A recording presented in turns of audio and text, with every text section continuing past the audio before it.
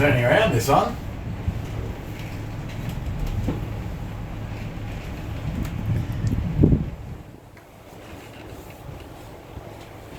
So every year these guys have to migrate about 15,000 kilometres. About 7,500, 8,000 on their way up, and then on the way back 3 months up there, then on the way back, and all done pretty much without eating. It used to be believed that they didn't eat at all, they fasted the whole time. We're now finding that they are opportunistic feeding.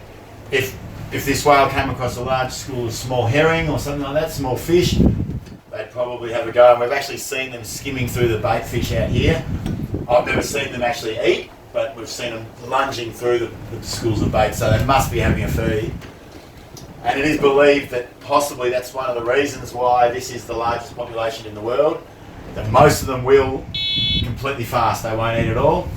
Whereas they're heading up north to the Kimberley, there's pretty good food up there as well. There's no krill, but there's a lot of bait fish, and there's been a lot of sightings of them skimming and feeding on the bait fish. So it's one reason they're thinking that this population has doubled from the eastern states.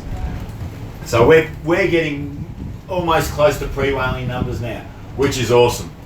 And potentially another 4.5, they're growing population of about 10% a year. So there's about 40 to 45,000, so we should potentially have about another 4,000 calves coming through this year. Hey, look at this, here we go. There is 2 whales there. Yep. There we go.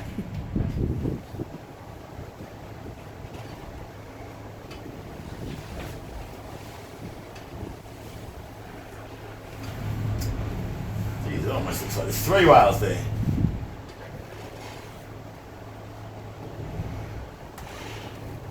Do they ever move in freeze? Is it? They're a funny animal. They don't really travel in like pods like dolphins, so you can often see them on their own too. But when they're on their own, they're a big animal, so it's more like a herd travelling. You see one on its own, and you think it's just on its own. Like this, almost that spy hopping, almost to stick its head out to have a look, get its eye out of the water to see what we're up to. But often when you see one, if you really look around the horizon, you know, there might be another one a mile away. Yeah. And so they're travelling in loose groups, and these groups will join up and separate. These 3 here may swim up to those 2, become 5, and then separate into 2 separate groups of different combinations. Yeah. So they're, oh look at this, here we go, there is 3 there, beautiful. And so a lot of this acrobatic slapping behaviour that the humpbacks do is believed to be communication. Sometimes there'll be a whale just slapping its tail or its pec fin down. Even the big breaching is also communication over a long distance. And we'll often be watching one whale and it looks pretty cool, so we watch that whale, but if you scan the horizon you'll see another breach a mile away. And then if that breaches, you look back at our whale and that'll often breach again, and then that'll breach again. So 40 odd tonne of whale coming down on the water creates a lot of noise. Ahoy! That's the one.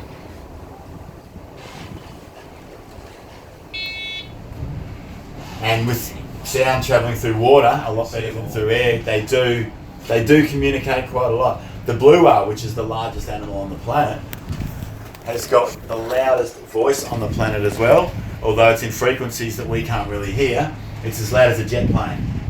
And so they reckon that they can talk, I've heard kilometres and kilometres through the water, like, hey, look at this, starting to head lunge a little bit. And there is a talk in the early days, people often say it, whether or not it's true, that the blue whales, before we had any noise in the water, any boats and all that sort of stuff, getting noise pollution, which is the biggest pollution problem for them, they had noise pollution. They did believe that they could literally talk on each side of the continent almost, because they can speak and it just travels so much through the water. And so now we're doing a pretty good job on protecting them. We don't kill them, we hope we don't kill them. Boats still are a bit of a problem, but also it's not so much our boat, this sort of noise, but around marine facilities, naval facilities and stuff, their high intensity sonars, it's believed, might put them off a bit and they lose track of their navigational systems and stuff. certain areas they're trying to say that these are key migrating paths. Can we move shipping channels for them for 3 months of the year and stuff like that? Sounds so easy, but to get it to happen, you're dealing with often international vessels that want A to B in the quickest possible time, and we say, can you just bypass around that little island and come back in that way? And they don't. So, but you know, there is some people out there really doing a lot of research. Oh, that's a spy. There we go. So it's coming up to look.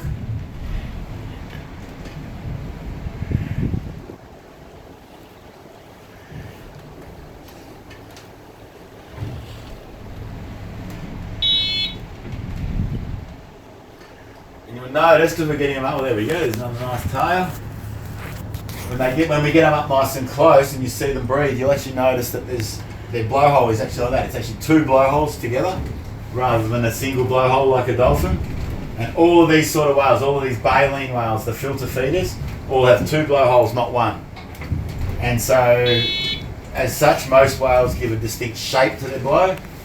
And we can tell that this is a humpback just from the blow a mile off. We'd know that it was a humpback whale. When we go have a look, and we'll duck over into the shallows soon and see if we can come across a southern right. The southern right is a similar whale. It's a baleen whale. It is a little bit different. It's a subspecies of baleen whale, but it still has 2 blowholes. And yet, these guys, oh, look at that! Yeah! These guys are a bit of a bushy blow. There's not much to it shape-wise. Very much like a mushroom cloud. The southern right produces a distinct V-shaped blow. You can see it on the horizon. It looks like a mist of V. And so very easy to distinguish which whale is which just from the blow.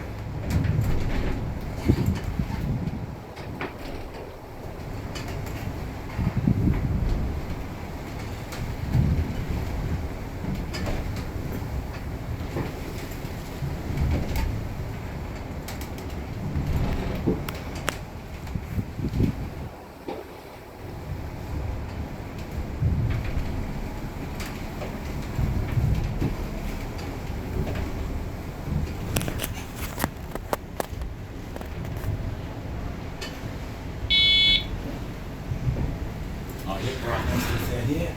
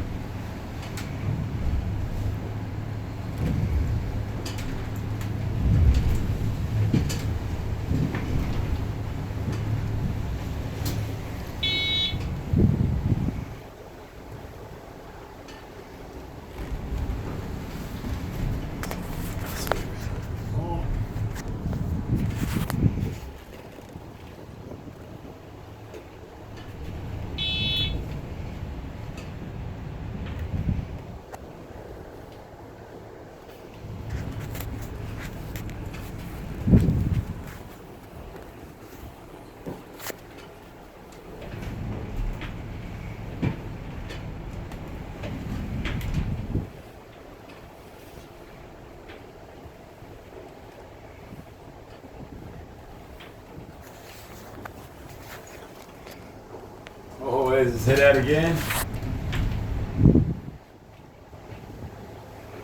It's almost looking like they're starting to get the behaviour of the competition pods, where one female, their courting process involves one female swimming fast and about 6 to 10 blokes chasing her, and she'll zigzag back and forth deliberately to make them wear out. And in the process, the males will do that. They'll bring their head right out of the water and they'll slam their chin on the other bloke. They'll flip him with their flippers, they'll smash him with their tails, and they'll scar each other up, they'll beat each other up. And one by one, the weaker males have enough and they'll leave. And she'll get up with 2 strong males, so she knows she's got the strongest males out of the group. And then once she picks those 2 males, she'll stop and let one of the males come up to her, which is the strongest male, and then he has to swim around her and sing the humpback song for up to hours. And if she likes his fighting and she likes his singing, she'll invite him over. If not, she'll give him the flipper and he has to leave. And the secondary male, who's been waiting patiently, will come over and swim around her and try and sing to her as well and see if he gets lucky. It really is. And the song, the humpback song, is not just whistles and bells. It is a full song consisting of verses, choruses, bridges, and they all sing the same song. But they all sing this. This is our WA population. We have got a certain song. Eastern States has an Eastern States song. Northern Hemisphere has got a Northern Hemisphere song. All very similar, but if you listen closely, it would be different. And even better is every year, the humpback song evolves into a new song. Slightly, they might drop a verse and then pick up another one, and the whole population will adapt together. And so they all know this whole process. It's crazy. I mean, their courting process is pretty much karaoke pub on a Friday night. Beat up the blokes and then sing a few songs and see if you get lucky. But it's a very complex procedure, which is showing, I mean, these guys, everyone knows that whales are smart, but the scientific research now going into them is baffling scientists. The intelligence, particularly these humpbacks, because there's so many, they're doing good research on them. What they're coming up with is mind-blowing. They're doing all this sort of stuff, they're interacting with themselves, but they're also showing this new trait of empathy, which wild animals aren't supposed to show. Oh, here we go, nice and gentle on the surface here. There's the hairs on its nose, on this middle one. You can see all the bumps on the top of its head.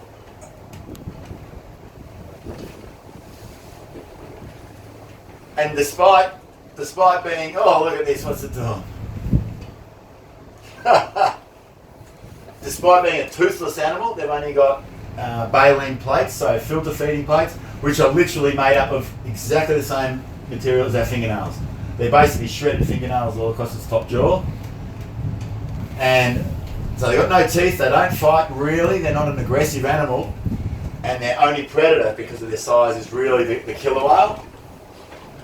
And so now they've taken a disliking to killer whales, which obviously you would. They don't really have anything to do with their calves. They'll mate now, the calves are born 12 months later. They don't really care about them. And normally in the animal kingdom you wouldn't care about another calf or baby if it wasn't your own bloodline.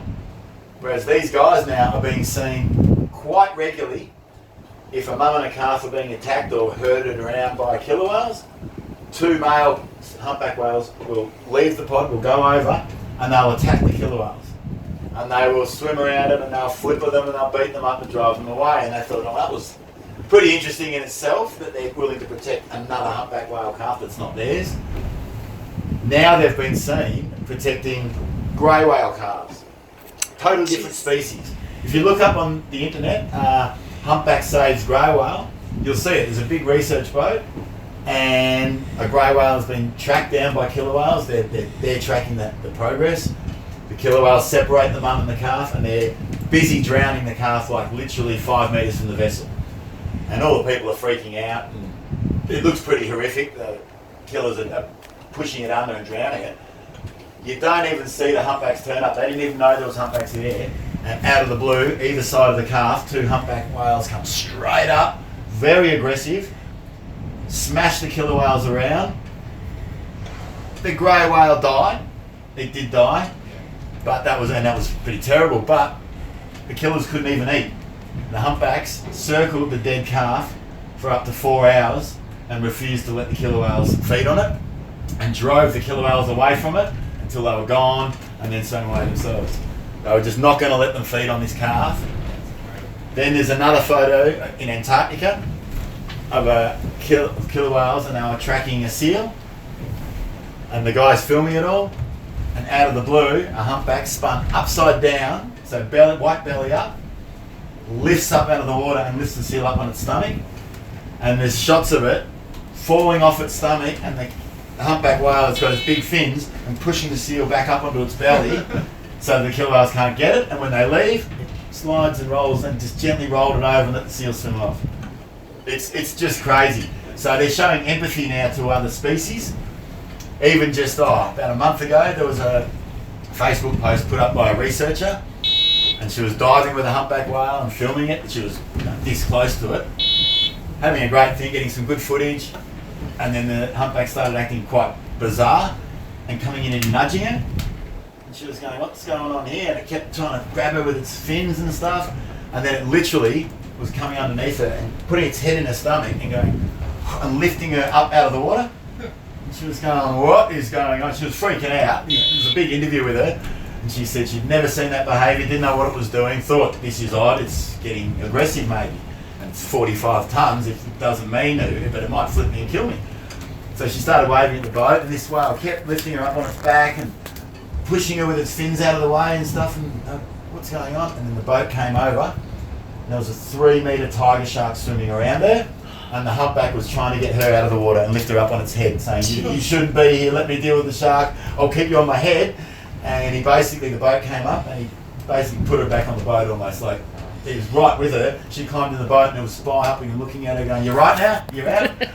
So they're showing intelligence that was never before seen in the animal kingdom. To care about a human that we might get eaten by a shark.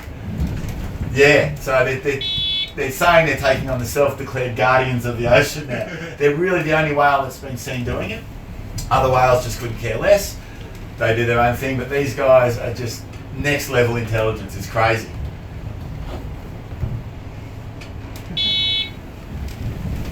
That's the head lunging behaviour that they will do when they're courting. They'll bring it up, but they'll slam it down very heavily. There's more over here, and just over here. There's quite a few pods in here. No one seems to be in a rush to go out up to Broome at the moment. I know I'd be going. I just got back from there. It's bloody warm.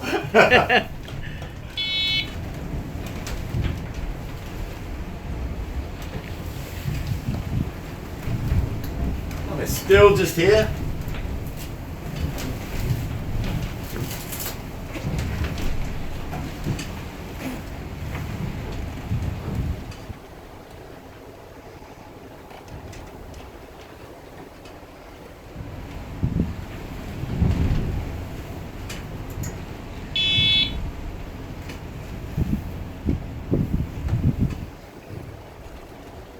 Oh, look at that.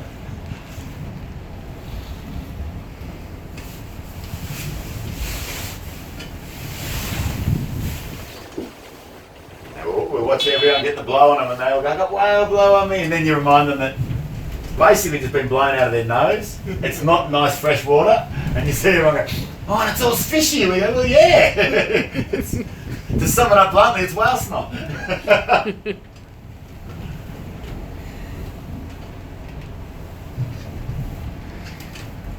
Oh, a couple of nice tails. Now you can see the difference between one tail was very white and one had a bit of yellow on it.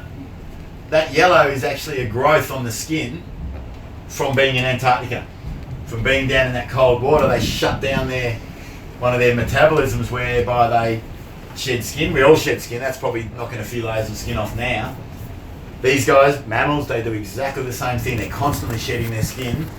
But when they're in Antarctica, scientists have just realised that they stop that process down and they keep all the skin on their body, and that's why they get this build up of yellow, which is a diatom. It's a growth on the skin, and they now believe that one of the main reasons possibly that they're migrating, this is only just coming out now, they are migrating north for their babies because it's a less harsh environment, but it's coinciding with a cleaning process because they don't have to.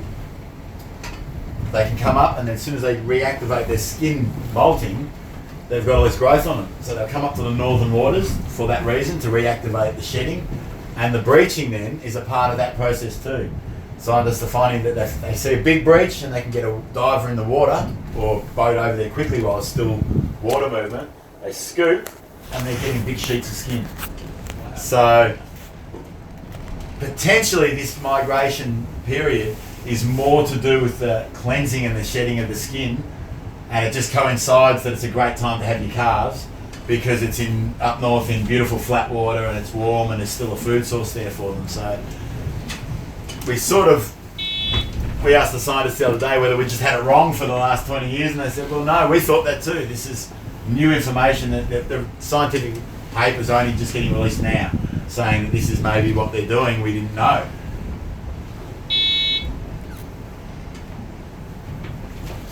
steer clear of that rock over there, I think.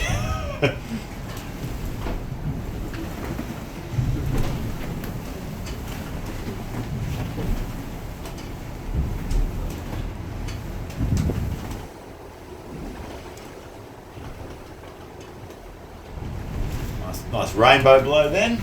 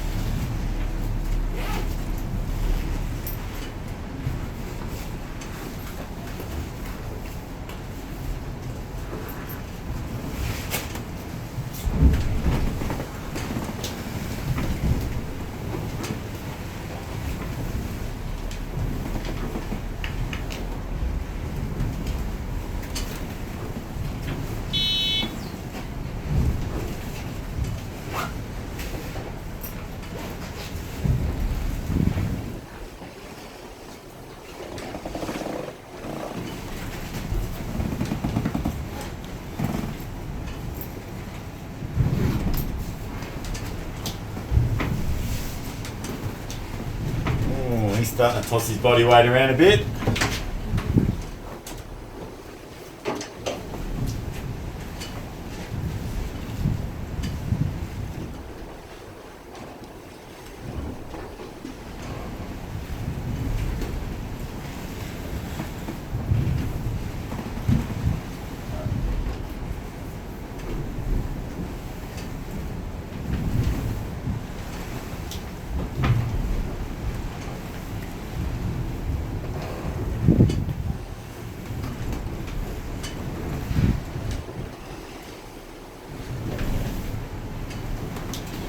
Another really cool thing that these baleen filter feeding whales do is the aftermath of their feeding.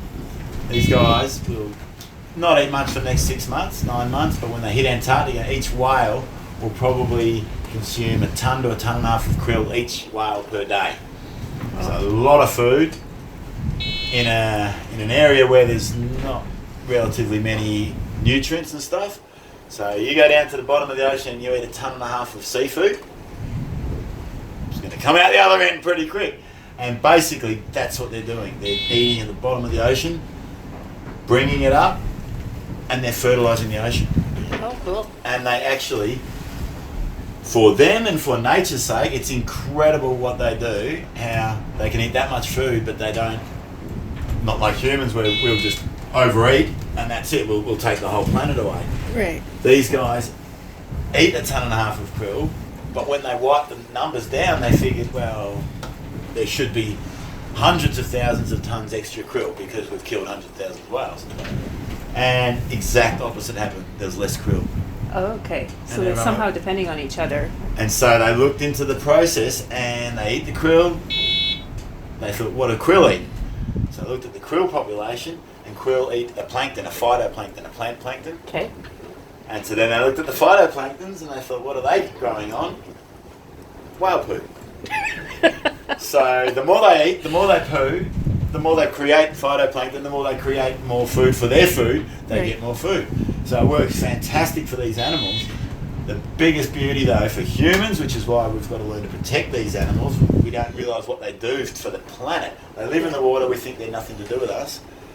And I was totally unaware of this till a year and a half ago when scientists told me that what's another thing that phytoplankton does? It's a plant. Yeah. So what do plants do? Photosynthesis. They photosynthesize and they Yeah. create oxygen. And 50% of the Earth's oxygen is produced from the oceans, not the trees. Wow. Okay. So, and I knew there'd probably be a Wouldn't have little thought bit, you know. don't hear about that. No, So and it's it's all the rainforest. vast, Right? yeah, and that's right. I mean, by all means, let's not stop chopping down. No. Let's stop chopping down the rainforest. But there's these vast, like, huge fields of this Yeah. phytoplankton, and it's producing oxygen, and it's a safe way to do it too. A bit like the trees, you Yeah. take the carbon dioxide out, put it into wood. Yeah. As long as we don't burn the tree, it's safe. Right. And similarly with this, the phytoplankton takes the carbon out of the oxygen, out of the atmosphere, starts sinking a bit, the whales swim up and down, they push that back up to the surface, to the 30-metre zone where they can get sunlight, and it takes more and more carbon dioxide out of the atmosphere, and then it gets heavy, and 6,000 Down. metres down, and good, it's down there on the bottom of the ocean, it can do what it wants down there.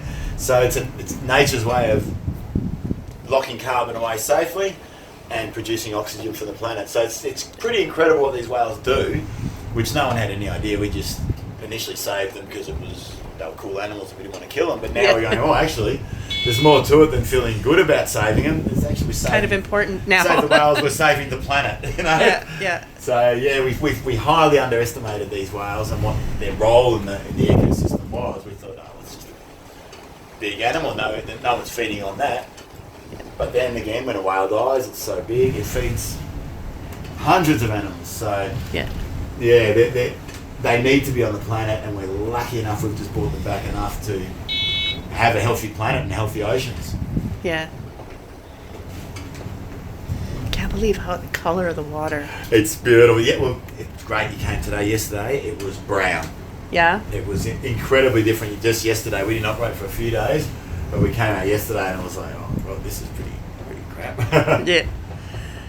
What we might do is these guys are getting a little bit closer to the rocks now, so we might bail on these guys. And we'll scoot back into the bay. And we'll see if we can't find it. We'll find definitely some more humpies, but we'll see if we can come across a southern right on the way through as well. Getting a little bit closer to the rocks, so we might bail and scoot back into the bay. It's great.